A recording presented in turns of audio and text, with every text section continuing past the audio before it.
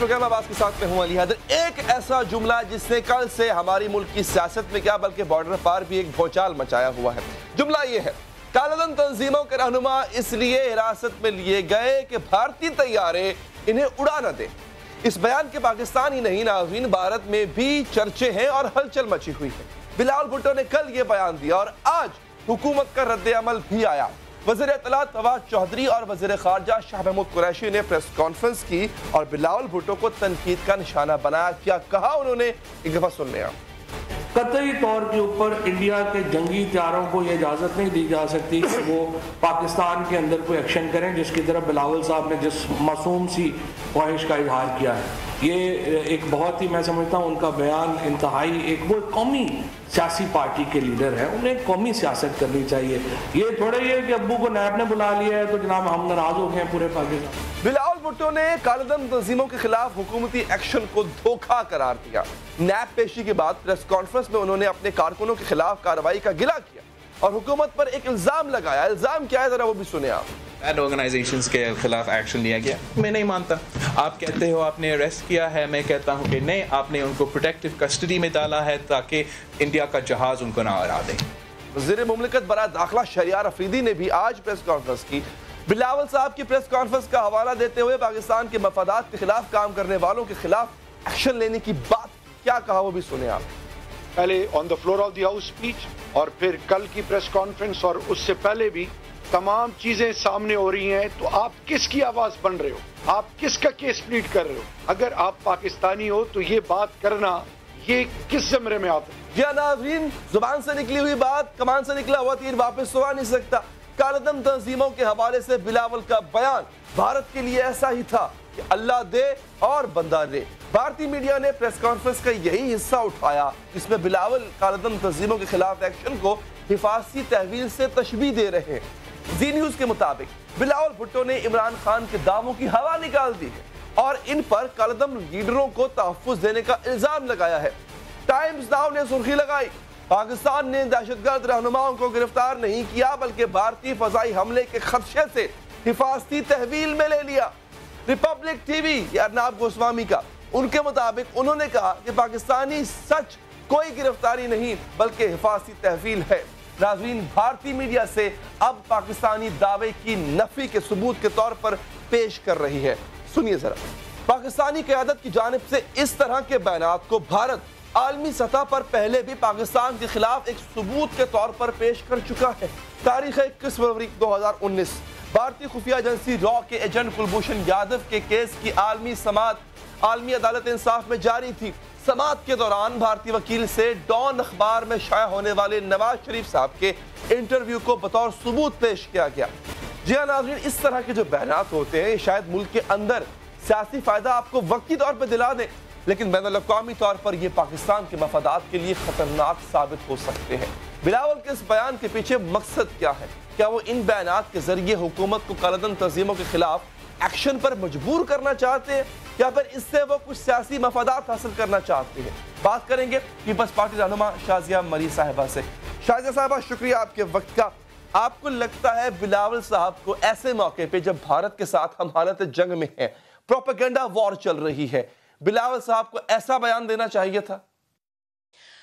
بہت شکریہ۔ جس سٹیٹمنٹ کے حوالے سے آپ نے بات کی ہے، کیونکہ بلاول بھٹو صاحب ایک عرصے سے پاکستان کے اندر جو دہشت گردی ہے، جو انتہا پسندی ہے، اس کے خلاف بڑی ایک مضبوط طریقے سے بات کر رہے ہیں، بھرپور طریقے سے بات کر رہے ہیں، اور وہ یہ سمجھتے ہیں، یہ ان کا ماننا ہے کہ پاکستان کو اس دہشت گردی اور انتہا پسندی کا خاتمہ پاکستان کی بہتری کے لیے کرنا ہوگا۔ انہوں نے یہ بات بھی واضح کی ہے، اور نہ صرف پاکستان کے اندر بلکہ پاکستان کے باہر بھی جو انہوں نے انٹرویوز دیے ہیں، انہوں نے کہا ہے کہ we are fighting terrorism and extremism for our children, for our generations۔ تو یہ سمجھنے کی ضرورت ہے۔ اب اس بیان کے کسی بھی حصے کو جو آپ نے کل جس طرح بیان کا، یہ باتیں تو اچھی ہیں، لیکن جو اگلی بات ہے بیان کے آپ نے کہا بیان جملے کی طرف میں آ رہا ہوں، جی، اس کو غلط پورٹرے کر رہا ہے پھر آپ کا دشمن ملک۔ ہاں بالکل، غلط پورٹرے اگر دشمن ملک کرتا ہے तो मैं तो बल्कि एक तो जरूर मजम्मत करूंगी कि इस तरह उसको उछाला जाए और वो मुल्क जो है वो अपने बेनिफिट के लिए किसी भी स्टेटमेंट को पाकिस्तान की सरजमीन के ऊपर दी गई स्टेटमेंट और पाकिस्तान के जो इश्यूज है उसके ऊपर दी गई स्टेटमेंट है। मैं बात मुकम्मल कर लूं। देखिए मैं सिर्फ आपको ये नहीं बिल्कुल नहीं देखें, पाकिस्तान को ये बात क्लियर है और हम सब जानते हैं, आप भी इससे इत्तेफाक करेंगे कि हमारे जो नॉन स्टेट एक्टर्स पाकिस्तान के अंदर मौजूद हैं उन्होंने इस मुल्क को एक अरसे से वो नुकसान पहुंचा रहे हैं, उसमें कोई दो राय नहीं है। पाकिस्तान में टेररिज्म का खात्मा पूरी कौम मिलकर कर रही है और करना चाहती है।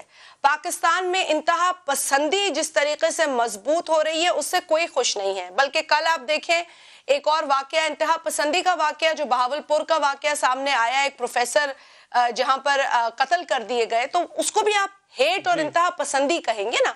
हम नहीं चाहते कि पाकिस्तान में इंतहा पसंदी पनपे, लेकिन हैविंग सेड दैट ये हमारा मसला है, ये किसी और का मसला नहीं है। हम पर कोई उंगलियां उठाता है जब हम अपने मसाइल खुद हल नहीं करते। अब आप हिंदुस्तान की बात करते हैं, भारत की बात करते हैं, वो आपको डोसियर भेज देता है कि जी इन फलाने लोगों के ऊपर कार्रवाई करें। उस डोसियर के बाद आप खुद कहते हैं कि हम कार्रवाई कर रहे हैं। हमें क्या जरूरत है किसी के डोसियर का वेट करने की? हमें हिंदुस्तान क्यों बताए कि हमने किस तरह टैकल करने अपने मसाइल के साथ। फिर FATF का मसला आता है, उसमें भी संगीन हद तक पाकिस्तान का नाम सामने आता है, हम फिर कार्रवाई का ऐलान करते हैं। We should not be doing this कि हमें FATF का लाचार है, हमें हिंदुस्तान के डोसियर का मसला पड़ा हुआ है, हमें करना है ये सब कुछ अपने लिए, एंड ये आने वाली जनरेशन के लिए जरूरी है। आप बिल्कुल सही कह रही, आप बिल्कुल ठीक कह रही, एक एक लफ्ज आपका इत्तेफाक करने के काबिल है। मेरा मुद्दा मैडम यहाँ पर ये है कि मेरा मुल्क भारत से हालत जंग में है, ये मेरा अपना मसला है ना, आपका और मेरा घर का मसला है। मैं अपने आप को एक्सपोज क्यों करूं दुश्मन के सामने ये कह के कि जनाब हमने इसलिए उनको पकड़ लिया ताकि आपके मिसाइल हमें मार ना दे। यही काम नवाज शरीफ साहब ने किया, आलमी अदालत में उनका बयान कोर्ट हुआ। देखिए I'll also take you थोड़ा सा एक और रेफरेंस मैं दूंगी क्योंकि हुकूमत इसे ज़्यादा यूज़ कर रही है और हुकूमत के वो बिलखुसूस मिनिस्टर्स जिनके लिए बिलावल भुट्टो साहब ने बरमला कहा है नाम लिए बगैर, वो तो उन्होंने अपने दिफा में खुद ही बात की तो पता चल गया वो कौन से मिनिस्टर्स हैं। तो उन्होंने खुद ही कहा कि जी चंद एक ऐसे मिनिस्टर्स हैं जो बैंड ऑर्गेनाइजेशंस को, नॉन स्टेट एक्टर्स को सपोर्ट करते हैं, उनके वोट लेते हैं, वो लाचार है, लेकिन मुल्क को इससे बहुत बड़ा नुकसान हो रहा है और हमारे उस नैरेटिव को नुकसान हो रहा है जो हम बिल्डअप करना चाहते हैं दहशतगर्दी और इंतहा पसंदी के खिलाफ। तो हुकूमत को खुद स्टेप्स लेने चाहिए और ऐसे लोगों को अलग कर देना चाहिए। फिर आपने देखा बतदरीज वो बयान आए, आज भी ऐसे बयानात सामने आए, बिलखुसूस वो शेख रशीद साहब का बयान। लेकिन फिर जब आप शेख रशीद साहब की हिस्ट्री पढ़ें तो 2005 में इंडिया टुडे, एक पड़ोसी मुल्क का ही है ना ये इंडिया टुडे, पाकिस्तान का तो नहीं है, उसके अंदर कश्मीर फ्रीडम फाइटर हैं यासीन मलिक साहब जिनका मैं बहुत एहतराम करती हूँ, उन्होंने कहा कि जी ये नॉन स्टेट एक्टर्स का कैंप है शेख रशीद का पाकिस्तान के अंदर। वो बाद में बैक ट्रैक कर गए लेकिन हिस्ट्री पे वो उनका बयान मौजूद है। ये जवाब मिलता है दुनिया में लोगों को हम पर उंगली उठाने का। वो तो हुर्रियत रहनुमा है, नहीं मैं कह रही हूँ कि उन्होंने, मैंने कहा वो फ्रीडम फाइटर है, मैंने कहा वो फ्रीडम फाइटर है, वो कश्मीर की आजादी के लिए लड़ रहे हैं और अल्लाह करे कि एक दिन वो उस जंग में, उस अपने उस अज़म में, उस पूरे इस कुर्बानी देने में और ये सब कुछ जो कर रहा है कश्मीर का बच्चा नौजवान, उसमें कामयाब हो इंशाल्लाह। लेकिन अगर वो ये बात करते हैं और इंडिया टुडे में उसको हाईलाइट किया जाता है तो वो शेख रशीद के ऊपर एक बहुत बड़ा जवाब बनता है हिंदुस्तान के लिए। तो मेरा कहने का मतलब ये है भाई कि जब आप नॉन स्टेट एक्टर्स के साथ किसी भी वजह से ताल्लुक जोड़ेंगे, चाहे आप वोट के लिए जोड़ें, चाहे आप अपने नारे लगवाने के लिए जोड़ें, वो पाकिस्तान को इन द लॉन्ग रन नुकसान देगा। I don't want to wait for India to tell me what to do for Pakistan. I want to do it for my country, for my children, for your children. बहुत शुक्रिया आपका शाजिया मरी साहिबा। आगे बढ़ते हैं नाज़रीन और अब बात करेंगे कुछ मजीद ऐसे इश्यूज पर अवामी मुस्लिम लीग के सरबराह और वफाकी वजीर शेख रशीद साहब से।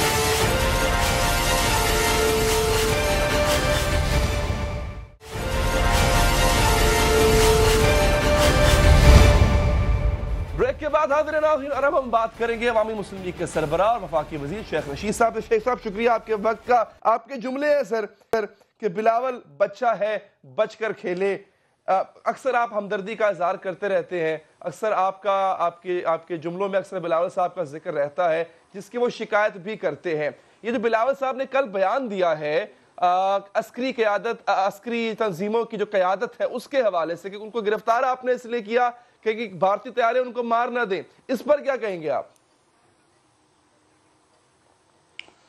बेसिकली इस मुल्क को सरहदों से कोई खतरा नहीं है, इस मुल्क को अंदर से खतरा है। और बिलावल इंडियन मीडिया का इन्फ्लुएंस एजेंट है और ये सारी गुफ्तगू वो पाकिस्तान में तो उनका जब भी जितना बड़ा मर्जी वो काम दिखाएं, अल्टीमेटली केस करप्शन का है जी।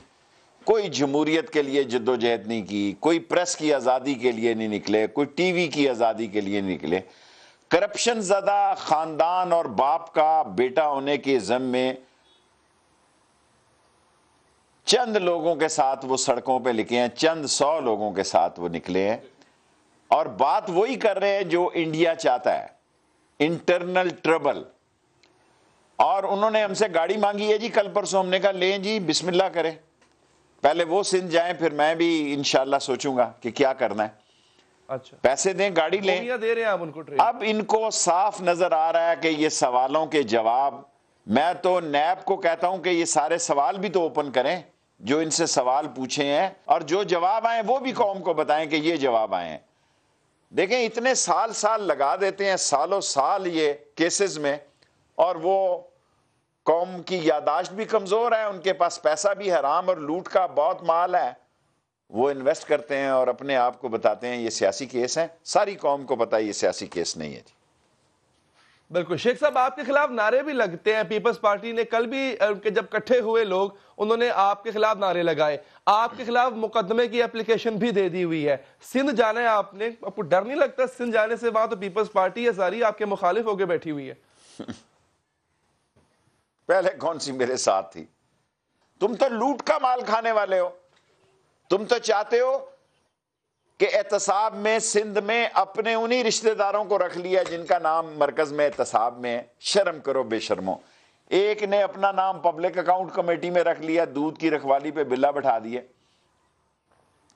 और एक ने अपनी बहनों के नाम, अपनी बहन का नाम और शर्जील का नाम सिंध के एहतसाब में डाल दिए। करप्शन के केस हैं, एक एहतसाब सिंध में आ रहा है और दूसरा पब्लिक अकाउंट कमेटी में आ रहा है। जमहूरियत खाक है जी, इसका नाम जमहूरियत है। अगर आप कहते हैं जी करप्ट लोगों को आपने रखवाली पे बिठा दिया, एक ऐसा शख्स जिसको अदालत ने कहा ये डिसऑनेस्ट है, ये नाअहल है मेंबर बनने के लिए कौमी असम्बली का, उसको कल आपने वफाकी काबीना में बिठाया हुआ था, फैसले भी हो रहे हैं उनके सामने, 290 अरब का प्रोग्राम भी मंजूर करवा लिया। मैं जहांगीर तरीन साहब की बात कर रहा हूं सर।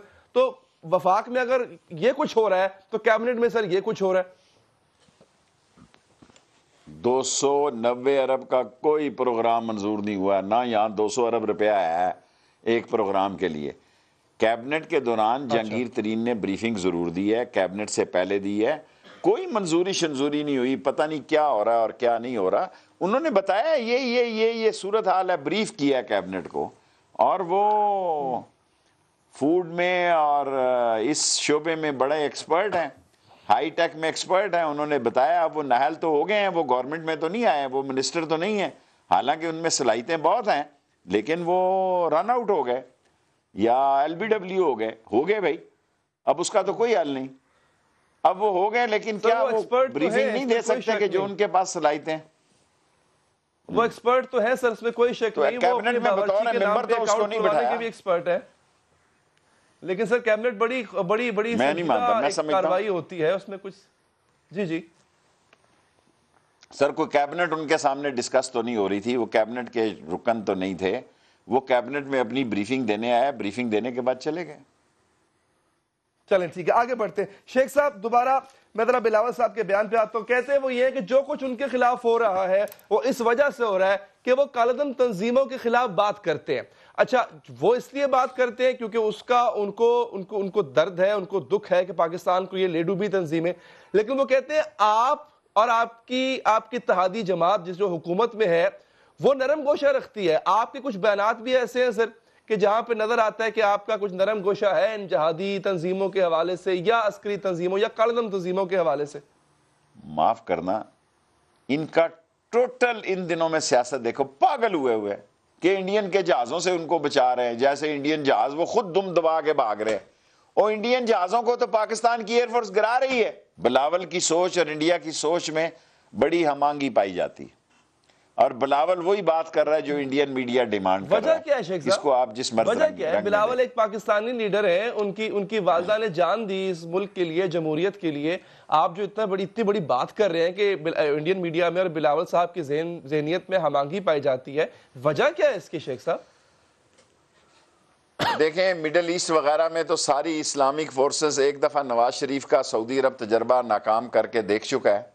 اب وہ ویسٹرن ورلڈ میں جو پاکستان کے خلاف ایک نفرت کا ماحول پایا جا رہا ہے، جو ویسٹرن ورلڈ میں اسلام دشمنی ہے، جس کا ایک نیوزی لینڈ میں بھی ایک ہوا اور جس کا مختلف لندن میں بھی ہو رہا ہے، لندن کی انڈر گراؤنڈ ٹرینوں میں بھی ہو رہا ہے، جو اسلام کے خلاف ایک فضا بن رہی ہے، اس فضا کو بلاول بھٹو اپنے حق میں as a moderate leader cash کرانا چاہتا ہے، اور یہ اس کی بھول ہے.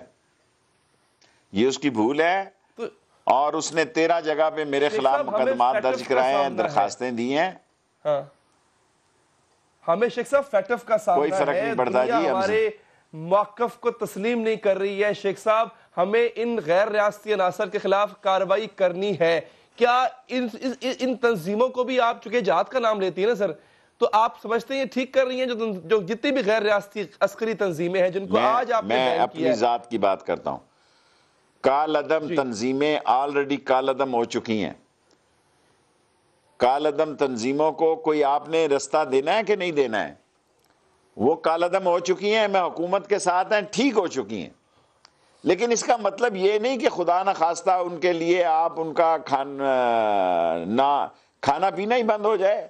نہیں سر، تو کیا ان کو سزا نہیں ملے گی یا آپ صرف قومی دھارے میں شامل کریں گے؟ بلاول صاحب کہتے ہیں جی ہمارے تو ناشتے پہ جی آئی ٹی بن جاتی ہے، ان پہ جی آئی ٹی کون بنائے گا؟ بابا وہ چاہتا ہے کہ مجھے اور ان تنظیموں کو اکٹھا ایک ہی جی آئی ٹی دیکھے. بھائی تم نے ہمارا مال لوٹا ہے، ان سے تو چندے کا حساب پوچھا جا سکتا ہے نا. تم نے تو اس قوم کے قومی خزانے کو لوٹا ہے، وہ تو چندے کی پارٹیاں ہیں. تم نے تو قومی خزانے کو لوٹا ہے، ہمارا مال لوٹا ہے. ہم تم سے احتساب کرنا چاہتے ہیں، اور تم اتنے بڑے چور ہو کہ جن کے خلاف احتساب ہونا ہے ان کو احتساب کی کمیٹی میں سندھ میں ڈال رہے ہو. اس طرح ملک تو نہیں چلتے. نہیں سر، وہ اگر چندے تک محدود ہوتی تو آپ کی بات بالکل درست تھی، لیکن وہ تنظیمیں تو ہتھیار اٹھا کے جنگ لڑنے کی بات کرتی ہیں، لوگوں کو مار دینے کی بات کرتی ہیں. وہ بھی کوئی چھوٹا گناہ نہیں ہے. یہ سیاسی بے آبرو لوگ اور کرپٹ لوگ جو ہیں، یہ ایسے لوگوں کے بارے میں اپنے آپ کو تشبیہ دینا چاہتے ہیں کہ ان کے خلاف بھی جے آئی ٹی بنائی جائے. ان کا ایجنڈا اور ہے، آپ کا ایجنڈا پیدا کرنا ہے، مال بنانا ہے، ملک سے بھاگنا ہے، لندن میں علاج کروانا ہے. آپ کا ایجنڈا یہ ہے. چلیں آگے بڑھتے ہیں. شیخ صاحب میرے ہی ساتھ انٹرویو میں اسی پروگرام میں سر آپ نے کہا تھا کہ شہباز شریف، آپ جگہ بھی بتا سکتے ہیں، آپ وقت بھی بتا سکتے ہیں جب شہباز شریف نے این آر او مانگا. تو سر ابھی تک جو ہے وہ بڑے میاں صاحب یا بڑے بھائی، وہ تو ان کی تو ضمانت بھی نہیں ہوئی اور ابھی بھی اندر ہے. سر آپ کو لگتا ہے کہ آپ کی بات درست تھی، این آر او مانگا گیا ہوگا، شاید ملا نہیں ہوگا؟ 90 کے زاویے پہ لیٹے ہوئے ہیں این آر او مانگنے کے لیے. شہباز دیکھیں، میں نے شہباز شریف کا نام لیا ہے، میں اس کا خود وٹنس ہوں، میں جھوٹ نہیں بولتا. میں نے اس کو این آر او مانگتے بھی دیکھا ہے، اس کے مختلف میسیجز بھی پڑھے ہیں. میں یہ سمجھتا ہوں کہ این آر او کی بھوک کے لیے مرا جا رہا ہے. وہ آپ نے میسیجز پڑھے ہیں سر؟ یہ بڑی امپورٹنٹ بات ہے سر. یہ شہباز شریف نے میسیج کس کے کیے تھے سر؟ سمجھداروں سے میں مخاطب ہوں، بے وقوفوں کا لیڈر نہیں ہوں. میں ذمہ داری سے کہہ رہا ہوں کہ شہباز شریف این آر او مانگ رہا تھا. ملا یا نہیں اس کا مجھے نہیں معلوم.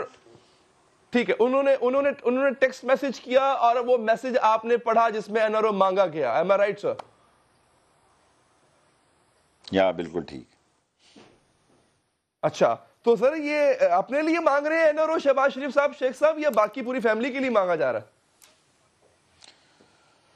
دیکھیں وہ پہلے تو اپنی گنجائش پیدا کرتا ہے نا. پھر نواز شریف کو سعودی عرب سے لانے والا بھی شہباز شریف ہی تھا. نواز شریف تو آنے کے لیے تیار نہیں تھا، اس کی سیاست وہ تو بالکل ڈھیلی ڈھا گیا تھا. یہ شہباز شریف تھا، کیونکہ اصل میں وہ آگے آنا چاہتا ہے نواز شریف کے کندھے پہ. اپنا کندھا تو اس کا ایسے 2 نمبری کندھا ہے، اپنا کندھا تو اس کا اتنا 2 نمبری کندھا ہے کہ جس دن نواز شریف کی سیاست نہ ہوئی تو شہباز شریف کی سیاست کہیں نہیں ہونی. اس کو غلط فہمی ہے کہ اگر نواز شریف کی نہیں ہوئی تو یہ ساری منتقل ہو جائے گی شہباز شریف کو. ایسا کبھی نہیں ہوگا. سر وہ تو ان کے پاس پہلے بھی موقع تھا اور کئی مواقع آئے جہاں پہ وہ میاں صاحب کو اپنے بڑے بھائی کو پیچھے کر کے آگے آ سکتے تھے. وہ ساتھ کھڑے ہوئے ہیں، ان کی پارٹی ساتھ کھڑی ہوئی ہے. نہ پنجاب اسمبلی سے کوئی ممبر ٹوٹا، نہ قومی اسمبلی سے کوئی ان کا ممبر ادھر سے ادھر ہوا، تو وہ تو انٹیکٹ ہے ابھی بھی. یہ تو تحریک انصاف کی شرافت ہے کہ وہ ممبر نہیں توڑ رہے، وہ اس پہ کام نہیں کر رہے، ورنہ اس پہ کام کرنا چاہیے. کیوں نہیں کرنا چاہیے؟ آپ نے کہا تھا مارچ میں جھاڑو پھیرے گا سر، بہت سارے آدھا مارچ تو گزر گیا. میں نے مارچ میں کہا تھا، دیکھیں اب میں نے بیان تھوڑا سا آگے بڑھایا کہ 30 جون تک ہو جائے گا کیونکہ یہ انڈین ایگریشن آ گئی. یہ ساری باتیں جو ہیں ان حالات نے بدلی ہیں، لیکن جھاڑو ضرور پھرے گا. یہ دونوں جماعتیں، ان دونوں جماعتوں کا میں کوئی مستقبل نہیں دیکھ رہا ہوں. میں نے جو کہا کہ ان دونوں جماعتوں پہ جھاڑو پھرے گا، پھر کے رہے گا انشاءاللہ. تو شیخ صاحب جھاڑو تو یہ بھی کہا جا رہا ہے کہ وہ حکومت کا بھی پھر سکتا ہے کیونکہ معیشت بالکل آپ کے کنٹرول میں نہیں آ پا رہی ہے، مہنگائی بڑھتی جا رہی ہے. اور خبریں تو یہاں تک بھی آئیں کہ ایک اور جگہ سے بھی، پنڈی سے بھی پیغام پہنچایا گیا پرائم منسٹر ہاؤس کہ دیکھیں کچھ کریں، معیشت تو بیڑا غرق کر کے رکھ دیا. عمران خان پوری محنت کر رہا ہے اور جو کچھ معیشت کا انہوں نے برا حال کیا، نوچا معیشت کو 10 سالوں میں، اس سے باہر نکالنے کے لیے عمران خان پوری جدوجہد کر رہا ہے. شیخ صاحب آپ ایک عوامی آدمی ہیں، میں نے دیکھا ہے عوام میں ناشتہ کرتے ہیں، عوام میں کھانا کھاتے ہیں، آپ جا کے گیس کے بل 50,000 60,000 بل گھروں کے ایسے آ رہے ہیں جیسے گھروں میں تندور لگائے ہوئے لوگوں نے. عوام کہاں جائے گی سر اگر 2-4 مہینے بھی یہی سلسلہ چلتا رہا؟ آپ ٹھیک کہہ رہے ہیں. میرا اپنا بل 40,000 روپے آیا، جہاں نہ میری بیوی ہے نہ بچے ہیں، اور میں زیادہ تر باہر ہی روٹی کھاتا ہوں. لیکن 40,000 اگر میرا بل آیا تو لوگوں پہ بھی یہی بیتی ہوگی. یہ ساری باتیں میں نے کیبنٹ میں کہی ہیں، اور کیبنٹ میں بل لے کر گیا ہوں، ECC میں بھی لے کے گیا ہوں، کیبنٹ میں بھی لے کے گیا ہوں، اور میری بات پہ نوٹس بھی لیا گیا ہے. اور جن لوگوں نے یہ سازش کی ہے ان کی گردن لی جائے گی. جو اس میں بگ وگز ہیں ان کے خلاف ایکشن ہوگا، اور ہونا شروع ہو چکا ہے میرے خیال میں، اور 3 قسطوں میں ان کو پیسے ریٹرن کیے جائیں گے. یہ سازش کس نے کی ہے سر؟ یہ حکومت کے اندر سے کس نے کی ہے کہ یا اسد عمر صاحب پہ بھروسہ کر کے غلط کیا عمران خان نے؟ اسد عمر نے کیا سازش کرنی، وہ جس حالات میں پوری محنت کر رہا ہے. اصل سازش یہ اس گیس کے محکمے میں لوگوں نے کی ہے، جنہوں نے پرانے سوئچ لگائے ہوئے تھے اور ارب پتی بن رہے تھے، ان لوگوں نے کی ہوئی ہے. سو لیٹ سی، اب اس کی فائنل رپورٹ اسی ہفتے میں آ جائے گی. کیبنٹ کو بتایا گیا ہے کہ ان چوروں کے خلاف ایکشن اسی ہفتے میں ہو جائے گا. تو آپ اچھی بات ہے شیخ صاحب، محنت کرنی چاہیے، اسی کے لیے ووٹ ان کو ملا تھا. لیکن ایسا لگتا ہے کہ زیادہ محنت جو ہے وہ اپنی اپوزیشن کو لتاڑنے میں کی گئی اور بڑا کم وقت صرف کیا گیا کہ ان حالات کو ٹھیک کیسے کیا جائے. آپ سے نہ اپنا بجٹ ڈیفیسٹ پورا ہو پا رہا ہے، سرکو ڈیٹ ہے وہ چڑھتا جا رہا ہے، فارن ریزروز ڈپلیٹ کرتے جا رہے ہیں. اپوزیشن پہ تھوڑا سا لتاڑنا کم کریں سر، اور اگر توجہ دیں کام کی طرف. جو وزارتیں ملی ہوئی ہیں، آپ تو بہت کام کر رہے ہیں اپنی وزارت میں، باقی بھی اس طرح کام کریں نا. ہر ایک کو کرنا چاہیے، اور پرائم منسٹر تو کر رہا ہے، میں پرائم منسٹر کے ساتھ ہوں. پرائم منسٹر کر رہا ہے، اور جو نہیں کر رہے ہیں تو پھر اس کا میں اب کیا کہہ سکتا ہوں. میرے جو دوست نہیں کام کر رہے ان کو کام کرنا چاہیے. اور ہمارا تو ریلوے میں نعرہ یہ ہے کہ آرام حرام ہے. ہم تو جمعے کو، اس اتوار کو 25 سال پرانی لائن درگئی والی دیکھنے جا رہے ہیں، اور جناح ایکسپریس 30 تاریخ کو ہم VIP ٹرین اس کو شروع کر رہے ہیں، اور بہتری ہوگی انشاءاللہ تعالی. اسی کے بعد سر سید لا رہے ہیں اور 20 فریٹ ٹرینیں چلا رہے ہیں. مجھے نہیں معلوم اس کا، یہ پرائم منسٹر کا سوال ہے. تبدیلی نہ کرنا یا کرنا اس کا پروگیٹیو ہے، وہ کرتا ہے یا نہیں کرتا. ہونی چاہیے، آپ سمجھتے ہیں ہونی چاہیے؟ میرا خیال ہے جو کام کرنے والے ہیں ان کو پذیرائی ملنی چاہیے، اور جو نہیں کرنے والے ہیں ان کا نوٹس تو لے نا پرائم منسٹر. اچھا شیخ صاحب، کل 4 جرنیل ملے ہیں جا کے پرائم منسٹر صاحب کو. بڑی کم ایسی میٹنگز ہوتی ہیں، کچھ اس کا احوال بتا دیں. کوئی خبر آپ کے پاس ہے؟ سنا گیا کہ کچھ ریزرویشنز تھی ان جرنیلوں کو، اداروں کو، جو انہوں نے پرائم منسٹر صاحب کے سامنے رکھی. کوئی ریزرویشن نہیں ہے. یہ پہلی حکومت میں نے اپنی زندگی میں دیکھی ہے جس میں فوج اور سولین حکومت ایک ہی لائن اور لینتھ پہ ہیں. اللہ نظر سے بچائے. میں نے اتنی اچھی انڈرسٹینڈنگ کبھی بھی فوج اور سول گورنمنٹ کے خلاف کے درمیان نہیں دیکھی. یہ پہلی دفعہ میں نے کافی حکومتیں دیکھی ہیں, میں پہلی دفعہ ایسا دیکھ رہا ہوں فوج اور عمران خان ایک پیج پہ ہیں, اور جو ملک کے لیے بہت اچھی بات ہے. ٹھیک ہے سر, پنجاب حکومت سے شکایت ہے نون لیگ کو, میاں صاحب کو, کہ جی وہ ان کا علاج نہیں کروا رہی. میاں صاحب کو دل کی تکلیف رہتی ہے, ان کا یہ بھی ماننا ہے کہ ان کی تصدیق کی گئی, اس وجہ سے وہ اسپتال نہیں جائیں گے. تو کچھ وزراء کے بیان بشمول آپ کے بیان بھی سر ایسے ہیں. وہ لال حویلی والا بیان آپ نے جو دیا تھا, وہ کہتے ہیں جی دیکھیں وزراء ہمارا مذاق اڑاتے ہیں, تذلیل کرتے ہیں, ہم نے علاج نہیں کروانا. دیکھیں میں نے کیا گرش کی, میں تو کبھی نہیں یہ چاہتا وہ دے دیں ان کو اجازت ہسپتال جانے کی, وہ جانا ہی نہیں چاہتے. جو میڈیکل رپورٹ آئی اس میں کہا گیا کہ پتھری کی شکایت محسوس ہوئی ہے, اور میں نے کہا پتھری کا علاج تو مرشد پاک ادھر لال حویلی میں کرتے ہیں, اور اگر کھلی فضا میں رکھنا ہے تو لال حویلی کی فضا اور چھت بڑی کھلی ہے, وہاں ٹینٹ شینٹ مچھردانی لگا کے دیں گے, آرام کریں. اور اس کے علاوہ میں نے کیا بات کی, اس میں کیا برائی ہے, ان کی بیماری کی نوعیت ہی اس مذاق کے قابل تھی. ہے جی, جاتی عمرہ کی فضا زیادہ کھلی ہے یا پھر لندن کی فضا زیادہ خوشگوار ہے لال حویلی سے؟ آپ کو پتا ہے وہ خود کہہ رہے ہیں ہم نے لندن جانا ہے, کیونکہ پیسہ ادھر ہے, ڈاکٹر ادھر ہے, ہسپتال ادھر ہے. کتنا ظلم ہے, 4 دفعہ وزیر اعظم رہے, ان کو بو آتی ہے بیڈ شیٹوں سے.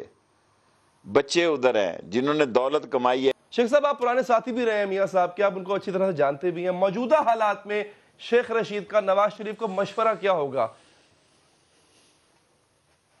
میں کیا مشورہ دوں, اس کی دماغی حالت, جن کی دماغی حالت جو ہے اوس قسم کی ہو, جو اپنے لیے بہتر سمجھتا وہی کرے, اور ٹینشن نہ لے, ٹینشن فری پالیٹکس کرے.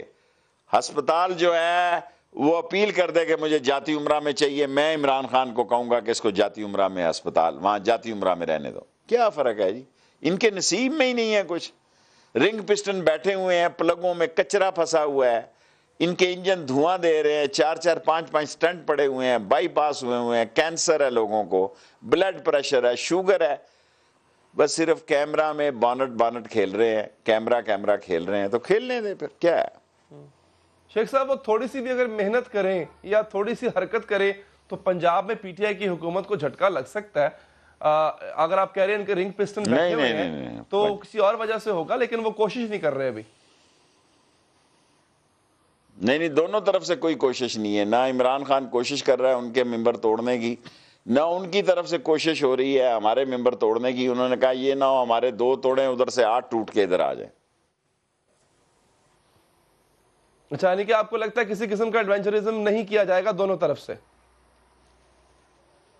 کوئی نہیں, اسی تنخواہ پہ دونوں پارٹیاں کام کریں گی. ٹھیک ہے, بہت شکریہ شیخ رشید صاحب آپ کا, آپ کے وقت کا. ناظرین وقت ہوا ہے بریک کا. بریک کے بعد جب حاضر ہوں گے آپ کو بتائیں گے کہ مشال خان قتل کیس کا فیصلہ آ چکا ہے. جنہوں نے یہ گھناؤنا فعل سر انجام دیا ان کو سزا بھی ہوئی, لیکن ایسا لگتا ہے کہ نظریے کو شکست نہیں ہوئی, کیونکہ ایسا ہی ایک واقعہ کل بہاولپور میں پیش آیا. کیا واقعہ تھا, کس طرح سے ایک طالب علم نے اپنے استاد کو چھریوں کا وار کر کے قتل کر دیا, اس وقفے کے بعد.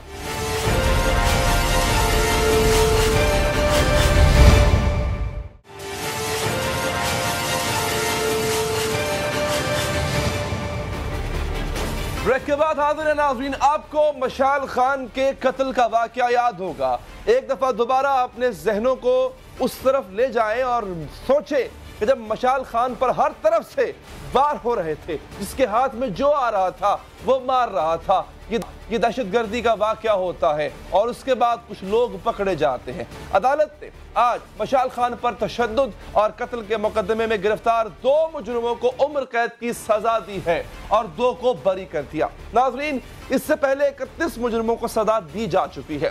2017 میں عبدالولی خان یونیورسٹی مردان مشال خان پر توہین مذہب کا لگتا ہے الزام اور مشال ہجوم نے اور مشتعل ہجوم اس کو مار ڈالتا ہے۔ ناظرین، مشال واقعے کے مجرمان کو سزا ملنے کے بعد یوں محسوس ہو رہا تھا جیسے قصہ تمام ہو گیا ہے، آئندہ ایسے واقعات نہیں ہوں گے، اس میں کمی ہوگی۔ لیکن پھر ہوتا ہے بہاولپور کا واقعہ، اور اس سے بتا دیا، سب کو عیاں کر دیا کہ شخصیات کو تو سزا ہو سکتی ہے لیکن شدت پسندی کے نظریے کو ابھی تک شکست نہیں ہوئی ہے، وہ نہ صرف پنپ رہا ہے بلکہ پھل رہا ہے، پھول رہا ہے۔ بدھ کے روز بہاولپور گورنمنٹ صادق ایجرٹن کالج میں شعبہ انگریزی کے ایک ایسوسیٹ پروفیسر کو کالج کے اندر ایک طالب علم نے چھریاں مار کر قتل کر دیا۔ جی ہاں، پروفیسر خالد حمید پر اسلام مخالف ہونے کا الزام لگا دیا گیا۔ اس سے قبل بھی شدت پسندی کے پے در پے واقعات کے باوجود بھی فقط شور اٹھتا ہے، آواز اٹھتی ہے، کچھ لوگ بینر لے کے باہر آ جاتے ہیں، 4 دن باتیں ہوتی ہیں اور پھر ایک طویل خاموشی۔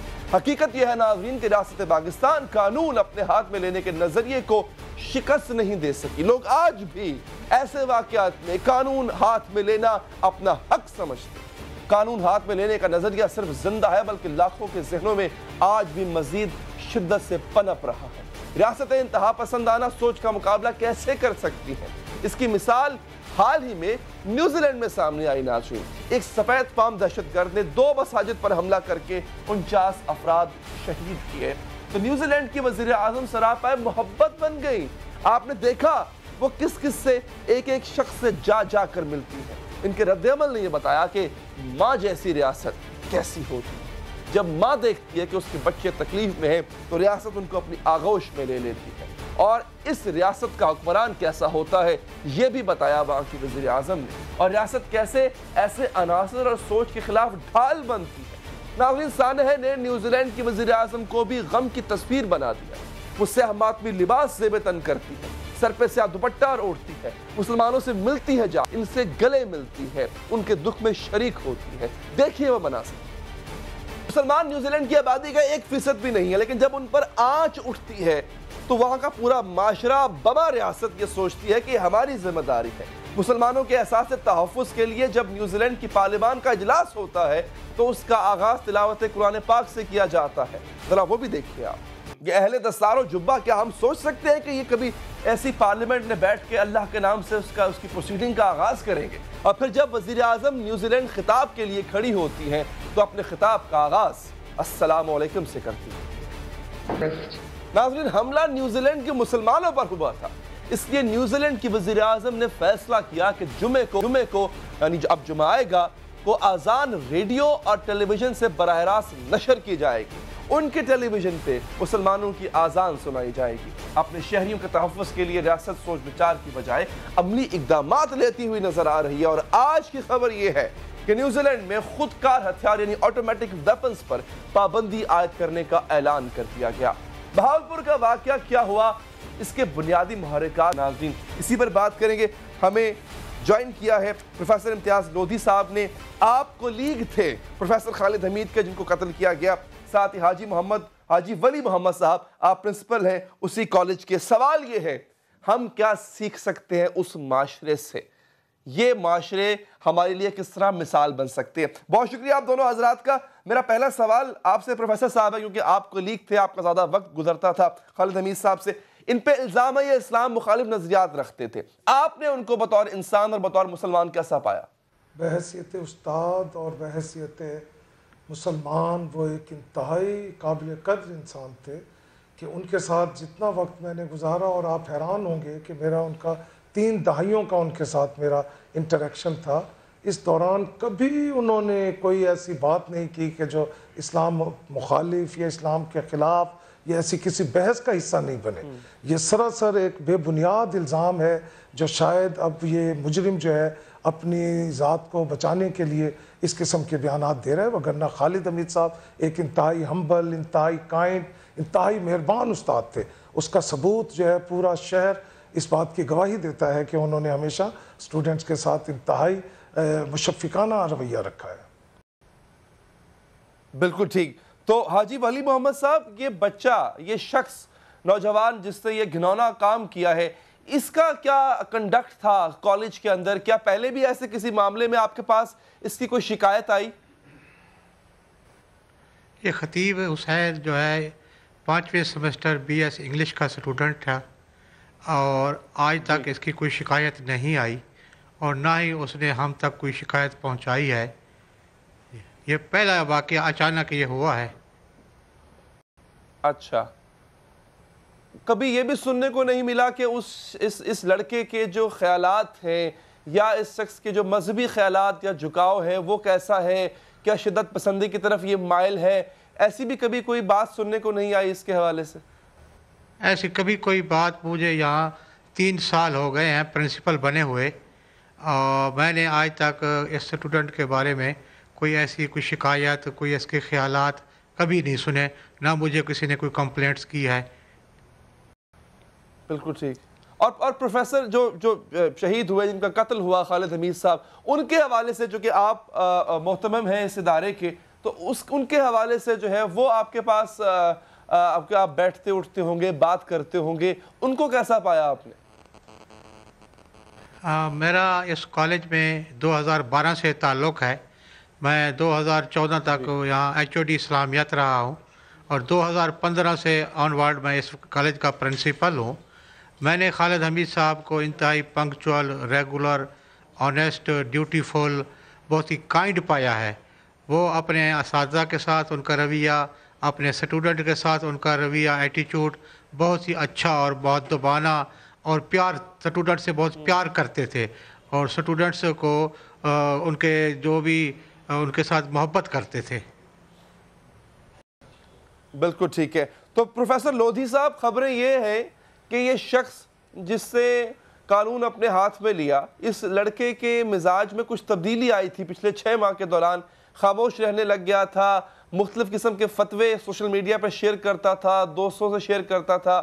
اس شخص کی جو ذہنی کیفیت تھی وہ آہستہ آہستہ بدل گئی تھی.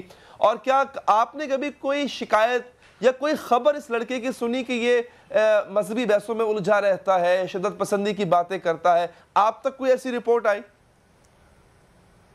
میں چونکہ ڈائریکٹر اسٹوڈنٹس افیئرز ہوں اور اس حوالے سے پورے کالج کے جو ایسے معاملات ہیں وہ میرے سامنے آتے ہیں، لیکن اگر دیکھا جائے یہ خطیب حسین کے حوالے سے کبھی کوئی اس قسم کی بات نہ میرے نوٹس میں آئی ہے، نہ کوئی ایسی بات ہمارے سامنے آئی ہے.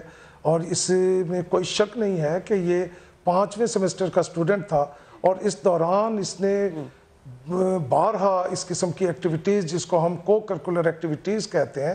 آپ جانتے ہیں کہ ہر تعلیمی ادارے میں ایجوکیشن کے ساتھ جو ہے وہ اس قسم کی ایکٹیویٹیز کا ہونا انتہائی ضروری سمجھا جاتا ہے. اس پہ فیئر ویلز بھی ہوتی رہی ہیں، اس میں ویلکم بھی کہا جاتا رہا ہے. اور اس میں آپ کو یہ سن کر حیرت ہوگی کہ پچھلے 3-4 سیمسٹرز میں یہ مختلف اس قسم کی تقریبات میں، فنکشنز میں پارٹیسپیٹ کرتا رہا ہے اور بھرپور انداز سے یہ اس میں شامل ہوتا رہا ہے. اس مرتبہ ہمیں یہ ہم سمجھ سے باہر ہے کہ یہ ایکٹ اچانک اس نے اس طرح کیوں کیا. اور اس کے بارے میں جو یہ ہے کہ یہ مختلف کسی مذہبی اس کے ساتھ اٹیچ تھا یا یہ تھا، یہ میں سمجھتا ہوں کہ سوشل میڈیا پر ہی یہ چیزیں ہم دیکھ رہے ہیں. تو یہ تو اگر پولیس انویسٹیگیشن جو کر رہی ہے اس کے بعد یہ بات سامنے آئے گی. تنازع شروع کہاں سے ہوا؟ ہم نے خبریں تنازع شروع کہاں سے ہوتا ہے؟ خبریں تو یہی سننے کو ملی کہ فیئر ویل کو لے کے کوئی جھگڑا ہوا، کوئی بحث ہوئی. اصل میں مسئلہ تھا کیا؟ اس سلسلے میں عرض کرتا چلوں کہ یہ کالج میں آپ جانتے ہیں کہ یہ ایک پوسٹ گریجویٹ کالج ہے.